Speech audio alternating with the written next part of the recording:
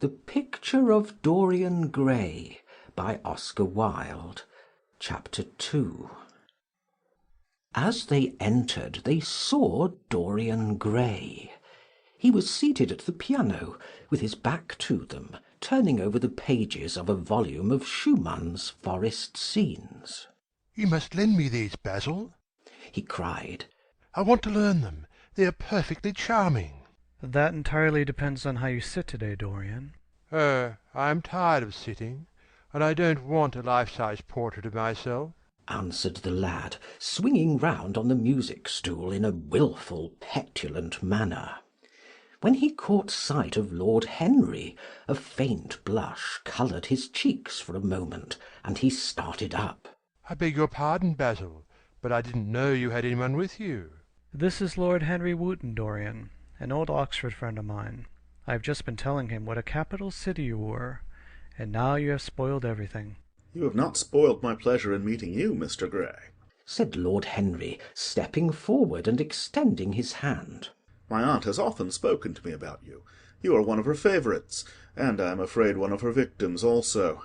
"I am in Lady Agatha's black books at present," answered Dorian, with a funny look of penitence. "I promised to go to a club in Whitechapel with her last Tuesday, and I really forgot all about it. We were to have played a duet together. 3 duets, I believe. I don't know what she will say to me. I am far too frightened to call." "Oh, I will make your peace with my aunt. She is quite devoted to you. Oh, and I don't think it really matters about your not being there. The audience probably thought it was a duet. When Aunt Agatha sits down to the piano she makes quite enough noise for 2 people." "That is very horrid to her, and not very nice to me," answered Dorian, laughing. Lord Henry looked at him. Yes, he was certainly wonderfully handsome, with his finely curved scarlet lips, his frank blue eyes, his crisp gold hair. There was something in his face that made one trust him at once. All the candour of youth was there, as well as all youth's passionate purity. One felt that he had kept himself unspotted from the world. No wonder Basil Hallward worshipped him. "You are too charming to go in for philanthropy, Mr. Gray. Far too charming." And Lord Henry flung himself down on the divan and opened his cigarette-case. The painter had been busy mixing his colours and getting his brushes ready. He was looking worried, and when he heard Lord Henry's last remark, he glanced at him, hesitated for a moment, and then said, Harry, I want to finish this picture today. Would you think it awfully rude of me if I asked you to go away? Lord Henry smiled and looked at Dorian Gray. "Am I to go, Mr. Gray?" he asked. "Oh, please don't, Lord Henry. I see that Basil is in one of his sulky moods, and I can't bear him when he sulks. Besides, I want you to tell me why I should not go in for philanthropy." "I don't know that I shall tell you that, Mr. Gray. It is so tedious a subject that one would have to talk seriously about it. But I certainly shall not run away now that you have asked me to stop. You don't really mind, Basil, do you? You have often told me that you liked your sitters to have someone to chat to." Hallward bit his lip. If Dorian wishes it, of course you must stay. Dorian's whims are laws to everybody, except himself. Lord Henry took up his hat and gloves. "You are very pressing, Basil, but I am afraid I must go. I have promised to meet a man at the Orleans. Good-bye, Mr. Gray. Come and see me some afternoon in Curzon Street. I am nearly always at home at 5 o'clock. Write to me when you are coming. I should be sorry to miss you." "Basil," cried Dorian Gray, "if Lord Henry Wotton goes, I shall go too. You never open your lips while you are painting, and it is horribly dull standing on a platform and trying to look pleasant. Ask him to stay. I insist upon it." Stay, Harry, to oblige Dorian, and to oblige me, said Hallward, gazing intently at his picture. It is quite true. I never talk when I am working, and never listen either, and it must be dreadfully tedious for my unfortunate sitters. I beg you to stay. "But what about my man at the Orleans?" The painter laughed. I don't think there will be any difficulty about that.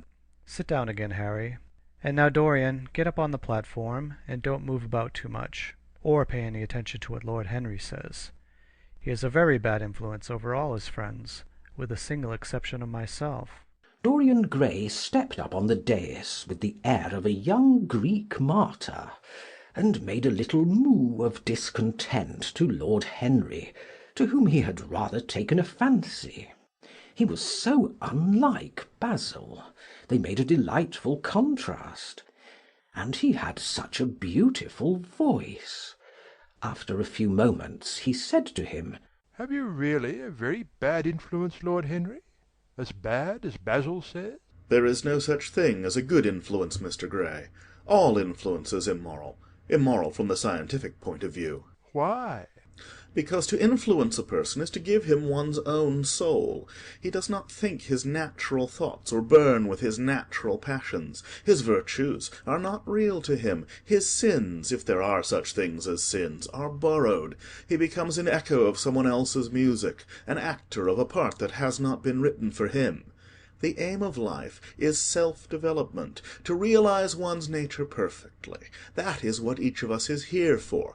People are afraid of themselves nowadays. They have forgotten the highest of all duties, the duty that one owes to oneself. Of course they are charitable. They feed the hungry and clothe the beggar. But their own souls starve and are naked. Courage has gone out of our race. Perhaps we never really had it.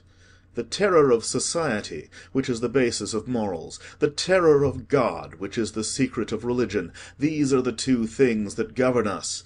And yet— Just turn your head a little more to the right, Dorian, like a good boy, said the painter, deep in his work, and conscious only that a look had come into the lad's face that he had never seen there before.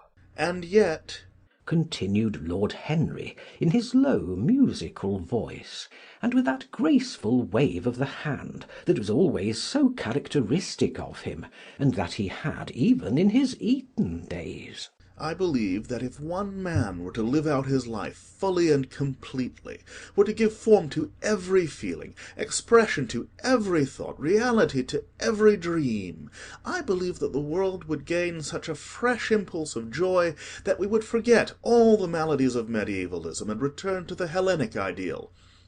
To something finer, richer than the Hellenic ideal, it may be. But the bravest man among us is afraid of himself. The mutilation of the savage has its tragic survival in the self-denial that mars our lives. We are punished for our refusals. Every impulse that we strive to strangle broods in the minds and poisons us. The body sins once, and has done with its sin, for action is a mode of purification. Nothing remains then but the recollection of a pleasure or the luxury of a regret. The only way to get rid of a temptation is to yield to it. Resist it, and your soul grows sick with longing for the things it has forbidden to itself, with desire for what its monstrous laws have made monstrous and unlawful. It has been said that the great events of the world take place in the brain. It is in the brain, and the brain only, that the great sins of the world take place also. You, Mr. Gray, you yourself, with your rose-red youth and your rose-white boyhood, you have had passions that have made you afraid, thoughts that have filled you with terror, daydreams and sleeping dreams whose mere memory might stain your cheek with shame. "Stop! faltered Dorian Gray. Stop! You bewilder me. I don't know what to say. There is some answer to you, but I cannot find it. Don't speak. Let me think. Or, rather, let me try not to think." For nearly 10 minutes he stood there, motionless, with parted lips and eyes strangely bright. He was dimly conscious that entirely fresh influences were at work within him. Yet they seemed to him to have come really from himself. The few words that Basil's friend had said to him, words spoken by chance, no doubt, and with wilful paradox in them, had touched some secret chord that had never been touched before, but that he felt was now vibrating and throbbing to curious pulses. Music had stirred him like that. Music had troubled him many times, but music was not articulate.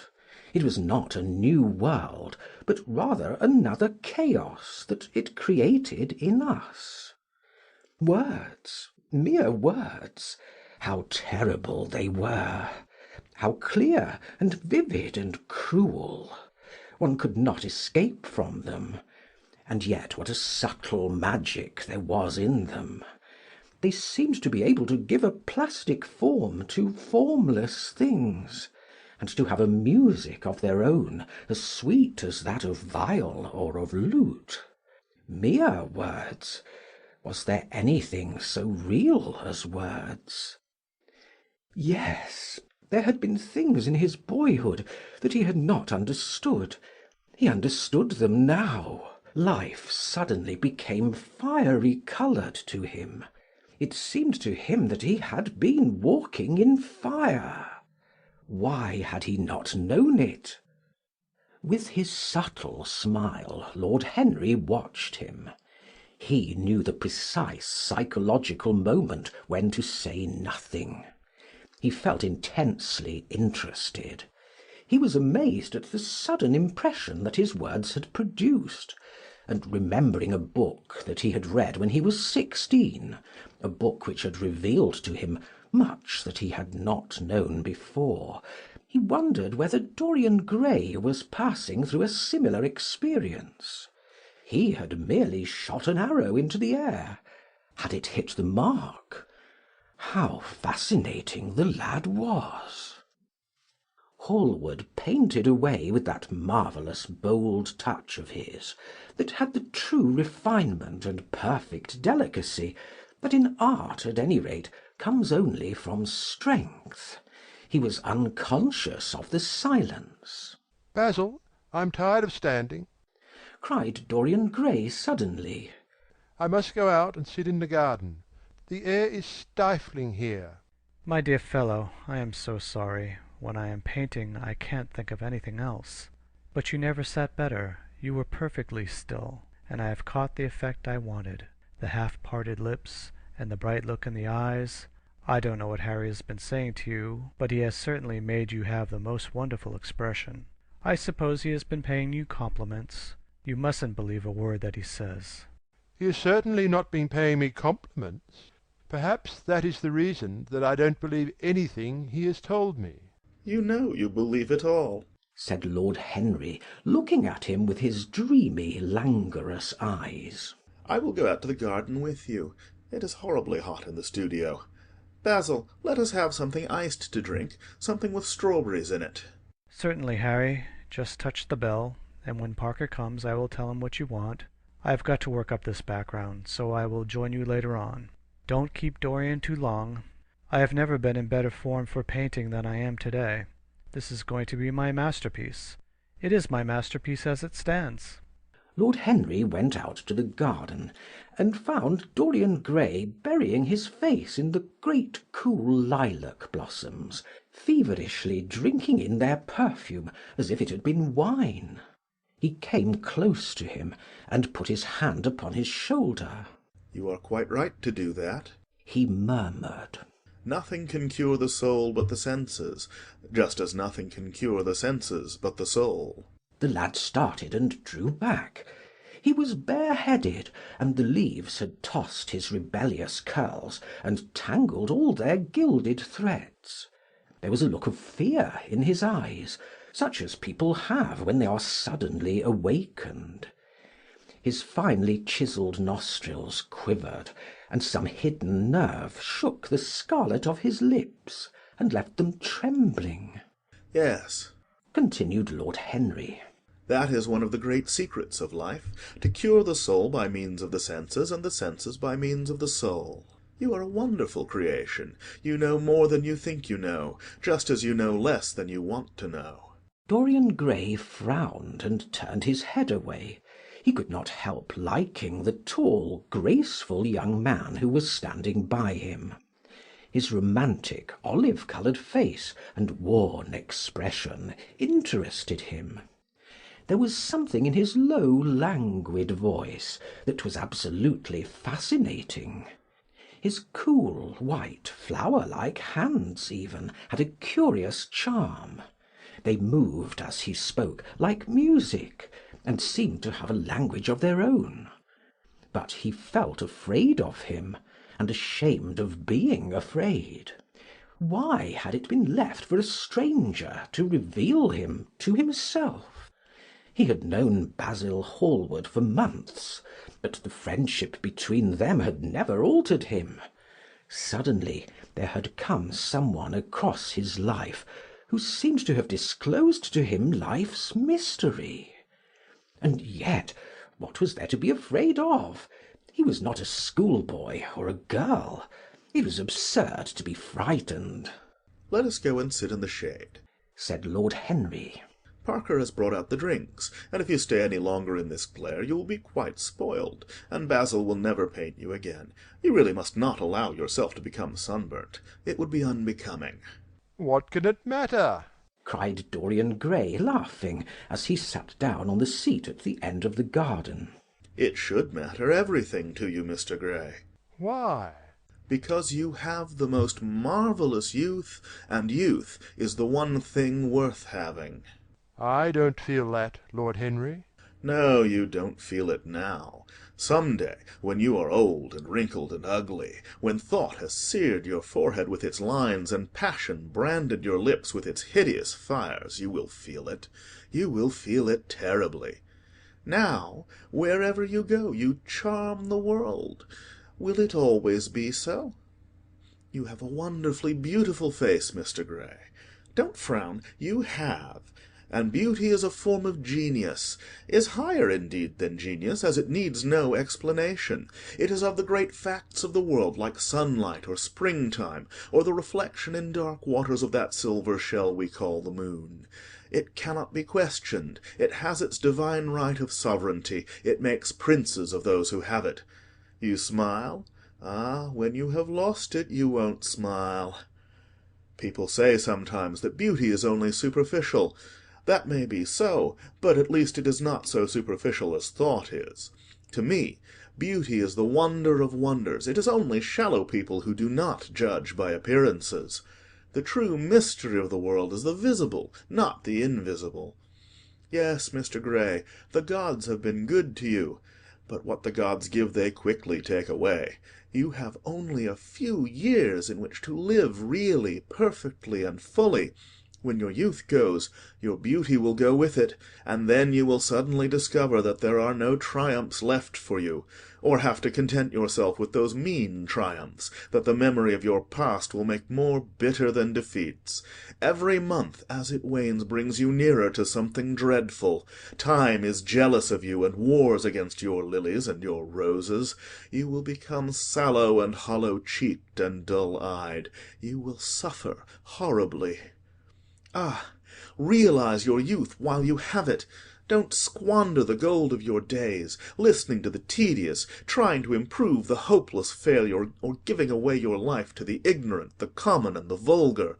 These are the sickly aims, the false ideals of our age. Live! Live the wonderful life that is in you. Let nothing be lost upon you. Be always searching for new sensations. Be afraid of nothing. A new hedonism. That is what our century wants. You might be its visible symbol. With your personality there is nothing you could not do. The world belongs to you for a season. The moment I met you I saw that you were quite unconscious of what you really are, of what you really might be. There was so much in you that charmed me that I felt I must tell you something about yourself. I thought how tragic it would be if you were wasted. For there is such a little time that your youth will last, such a little time. The common hill-flowers wither, but they blossom again. The laburnum will be as yellow next June as it is now. In a month there will be purple stars on the clematis, and year after year the green night of its leaves will hold its purple stars. But we never get back our youth. The pulse of joy that beats in us at 20 becomes sluggish. Our limbs fail, our senses rot. We degenerate into hideous puppets, haunted by the memory of the passions of which we were too much afraid, and the exquisite temptations that we had not the courage to yield to. Youth! Youth! There is absolutely nothing in the world but youth." Dorian Gray listened, open-eyed and wondering. The spray of lilac fell from his hand upon the gravel.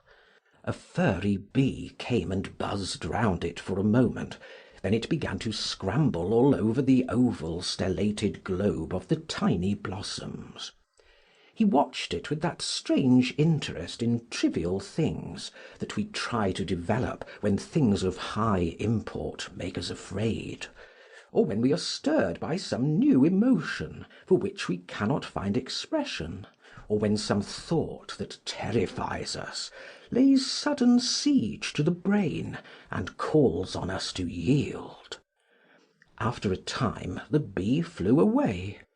He saw it creeping into the stained trumpet of a Tyrian convolvulus. The flower seemed to quiver, and then swayed gently to and fro. Suddenly the painter appeared at the door of the studio, and made staccato signs for them to come in.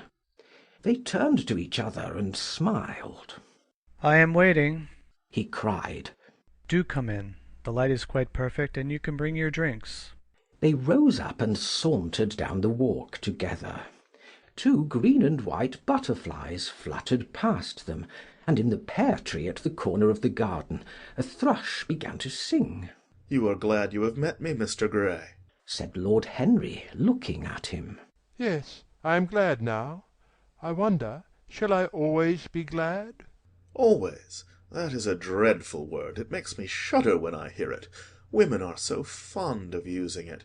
They spoil every romance by trying to make it last forever. It is a meaningless word, too. The only difference between a caprice and a lifelong passion is that the caprice lasts a little longer." As they entered the studio, Dorian Gray put his hand upon Lord Henry's arm. In that case, let our friendship be a caprice, he murmured, flushing at his own boldness, then stepped up on the platform and resumed his pose. Lord Henry flung himself into a large wicker armchair and watched him. The sweep and dash of the brush on the canvas made the only sound that broke the stillness, except when now and then Hallward stepped back to look at his work from a distance. In the slanting beams that streamed through the open doorway, the dust danced and was golden. The heavy scent of the roses seemed to brood over everything. After about a quarter of an hour, Hallward stopped painting, looked for a long time at Dorian Gray, and then for a long time at the picture, biting the end of one of his huge brushes and frowning. "It is quite finished," he cried at last, and stooping down, he wrote his name in long vermilion letters on the left-hand corner of the canvas. Lord Henry came over and examined the picture. It was certainly a wonderful work of art, and a wonderful likeness as well. "My dear fellow, I congratulate you most warmly," he said. "It is the finest portrait of modern times. Mr. Gray, come over and look at yourself." The lad started as if awakened from some dream. Is it really finished? he murmured, stepping down from the platform. "Quite finished," said the painter. "and you have sat splendidly today. I am awfully obliged to you." "That is entirely due to me," broke in Lord Henry. "Isn't it, Mr. Gray?" Dorian made no answer, but passed listlessly in front of his picture, and turned towards it. When he saw it, he drew back, and his cheeks flushed for a moment with pleasure. A look of joy came into his eyes, as if he had recognized himself for the first time. He stood there motionless and in wonder, dimly conscious that Hallward was speaking to him, but not catching the meaning of his words. The sense of his own beauty came on him like a revelation. He had never felt it before. Basil Hallward's compliments had seemed to him to be merely the charming exaggeration of friendship. He had listened to them, laughed at them, forgotten them. They had not influenced his nature. Then had come Lord Henry Wotton, with his strange panegyric on youth, his terrible warning of its brevity. That had stirred him at the time, and now, as he stood gazing at the shadow of his own loveliness, the full reality of the description flashed across him. Yes, there would be a day when his face would be wrinkled and wizen, his eyes dim and colourless, the grace of his figure broken and deformed. The scarlet would pass away from his lips, and the gold steal from his hair. The life that was to make his soul would mar his body. He would become dreadful, hideous, and uncouth. As he thought of it, a sharp pang of pain struck through him like a knife, and made each delicate fibre of his nature quiver. His eyes deepened into amethyst, and across them came a mist of tears. He felt as if a hand of ice had been laid upon his heart. "Don't you like it?" cried Hallward at last, stung a little by the lad's silence, not understanding what it meant. Of course he likes it. Said Lord Henry. Who wouldn't like it? It is one of the greatest things in modern art. I will give you anything you like to ask for it. I must have it. "It is not my property, Harry." Whose property is it? "Dorian's, of course," answered the painter. He is a very lucky fellow.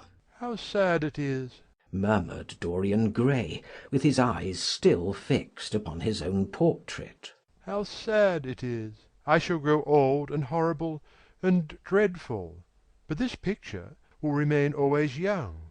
It will never be older than this particular day of June. If it were only the other way! If it were I who was to be always young, and the picture that was to grow old! For that I would give everything. Yes, there is nothing in the whole world I would not give. I would give my soul for that." You would hardly care for such an arrangement, Basil, cried Lord Henry, laughing. It would be rather hard lines on your work. "I should object very strongly, Harry," said Hallward. Dorian Gray turned and looked at him. "I believe you would, Basil. You like your art better than your friends. I am no more to you than a green bronze figure. Hardly as much, I dare say." The painter stared in amazement. It was so unlike Dorian to speak like that. What had happened? He seemed quite angry. His face was flushed and his cheeks burning. "Yes," he continued, "I am less to you than your ivory Hermes or your silver fawn. You will like them always. How long will you like me? Till I have my first wrinkle, I suppose. I know, now, that when one loses one's good looks, whatever they may be, one loses everything. Your picture has taught me that. Lord Henry Wotton is perfectly right. Youth is the only thing worth having. When I find that I am growing old, I shall kill myself." Hallward turned pale and caught his hand. "Dorian, Dorian!" he cried. "Don't talk like that. I have never had such a friend as you, and I shall never have such another. You are not jealous of material things, are you? You who are finer than any of them?" "I am jealous of everything whose beauty does not die. I am jealous of the portrait you have painted of me. Why should it keep what I must lose? Every day that passes takes something from me and gives something to it. Oh, if it were only the other way! If the picture could change, and I could be always what I am now! Why did you paint it? It will mock me some day, mock me horribly." The hot tears welled into his eyes. He tore his hand away, and flinging himself on the divan, he buried his face in the cushions, as though he was praying. "This is your doing, Harry," said the painter bitterly. Lord Henry shrugged his shoulders. It is the real Dorian Gray, that is all. "It is not." If it is not, what have I to do with it? You should have gone away when I asked you. He muttered. I stayed when you asked me, Was Lord Henry's answer. Harry, I can't quarrel with my two best friends at once, but between you both, you have made me hate the finest piece of work I have ever done, and I will destroy it. What is it but canvas and colour? I will not let it come across our 3 lives and mar them. Dorian Gray lifted his golden head from the pillow, and with pallid face and tear-stained eyes looked at him as he walked over to the deal painting table that was set beneath the high curtained window. What was he doing there? His fingers were straying about among the litter of tin tubes and dry brushes, seeking for something. Yes, it was for the long palette knife with its thin blade of lithe steel. He had found it at last. He was going to rip up the canvas. With a stifled sob, the lad leaped from the couch, and rushing over to Hallward, tore the knife out of his hand, and flung it to the end of the studio. "Don't, Basil, don't!" he cried. "It would be murder." I am glad you appreciate my work at last, Dorian, said the painter coldly, when he had recovered from his surprise. I never thought you would. Appreciate it? I am in love with it, Basil. It is part of myself. I feel that. Well, as soon as you are dry, you shall be varnished and framed and sent home. Then you can do what you like with yourself. And he walked across the room and rang the bell for tea. You will have tea, of course, Dorian, and so will you, Harry, or do you object to such simple pleasures? I adore simple pleasures, said Lord Henry. They are the last refuge of the complex, but I don't like scenes except on the stage. What absurd fellows you are, both of you! I wonder who it was defined man as a rational animal. It was the most premature definition ever given. Man is many things, but he is not rational. I am glad he is not, after all, though I wish you chaps would not squabble over the picture. You had much better let me have it, Basil. This silly boy doesn't really want it, and I really do. If you let anyone have it but me, Basil, I shall never forgive you, cried Dorian Gray. And I don't allow people to call me a silly boy. You know the picture is yours, Dorian. I gave it to you before it existed. And you know you have been a little silly, Mr. Gray, and that you don't really object to being reminded that you are extremely young. I should have objected very strongly this morning, Lord Henry. Ah, this morning. You have lived since then. There came a knock at the door, and the butler entered with a laden tea-tray, and set it down upon a small Japanese table. There was a rattle of cups and saucers, and the hissing of a fluted Georgian urn. 2 globe-shaped china dishes were brought in by a page. Dorian Gray went over and poured out the tea. The 2 men sauntered languidly to the table, and examined what was under the covers. Let us go to the theatre tonight, said Lord Henry. There is sure to be something on somewhere. I have promised to dine at White's, but it is only with an old friend, so I can send him a wire to say that I am ill, or that I am prevented from coming in consequence of a subsequent engagement. I think that would be a rather nice excuse. It would have all the surprise of candour. It is such a bore putting on one's dress clothes, muttered Hallward. And when one has them on, they are so horrid. Yes, answered Lord Henry dreamily. The costume of the 19th century is detestable. It is so sombre, so depressing. Sin is the only real colour element left in modern life. You really must not say things like that before Dorian, Harry. Before which Dorian? The one who is pouring out tea for us, or the one in the picture? Before either. I should like to come to the theatre with you, Lord Henry, said the lad. Then you shall come. And you will come too, Basil, won't you? I can't really. I would sooner not. I have a lot of work to do. Well then, you and I will go alone, Mr. Gray. I should like that awfully. The painter bit his lip and walked over, cup in hand, to the picture. I shall stay with the real Dorian, he said sadly. Is this the real Dorian? cried the original of the portrait, strolling across to him. Am I really like that? Yes, you are just like that. How wonderful, Basil. At least you are like it in appearance, but it will never alter, sighed Hallward. That is something. What a fuss people make about fidelity! Exclaimed Lord Henry. Why, even in love it is purely a question for physiology. It has nothing to do with our own will. Young men want to be faithful and are not. Old men want to be faithless and cannot. That is all one can say. Don't go to the theatre tonight, Dorian, said Hallward. Stop and dine with me. I can't, Basil, Why? because I have promised Lord Henry Wotton to go with him. He won't like you any better for keeping your promises. He always breaks his own. I beg you not to go. Dorian Gray laughed and shook his head. I entreat you. The lad hesitated and looked over at Lord Henry, who was watching them from the tea-table with an amused smile. I must go, Basil, he answered. Very well, said Hallward, and he went over and laid down his cup on the tray. It is rather late, and as you have to dress, you had better lose no time. Good-bye, Harry. Good-bye, Dorian. Come and see me soon. Come tomorrow. Certainly. You won't forget? No, of course not, cried Dorian. And Harry. Yes, Basil? Remember what I asked you when we were in the garden this morning. I have forgotten it. I trust you.